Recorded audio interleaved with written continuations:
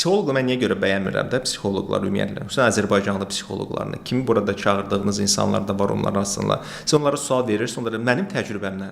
Yəni mənim təcrübəm deyəndə orada onun müştəriləri olmuş şəxslər nəzərdə tutulur. Problem odur ki, xoşbəxt insanlar psixoloqun yanına getmirlər. Onların xoşbəxt insanlarla işləmək praktikası yoxdur. Mənfi təcrübə üzərində. Onlar yalnız mənfi təcrübə üzərində hər şey deyirlər.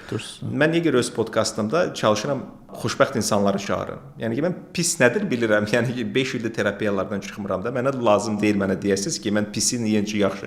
Siz yaxşı tərəfini danışın da. Siz necə yaxşı münasibət qurmusunuz? Xoşbəxtsə ömrünüzdə heç bir terapevtin yanına getməyin. Amma görünür ki, siz qadın olaraq ya da kişi olaraq çox xoşbəxt münasibətdəsiniz. Siz onu danışın. Və heç bir psixoloqun bu təcrübəsi yoxdur. Çünki xoşbəxt insanlar birinci sosial mediada deyirlər. Onlar açıq şəkildə oturub başqalarına ağıl öyrətmirlər. Onlar öz xoşbəxt həyatını yaşamaqda davam edirlər.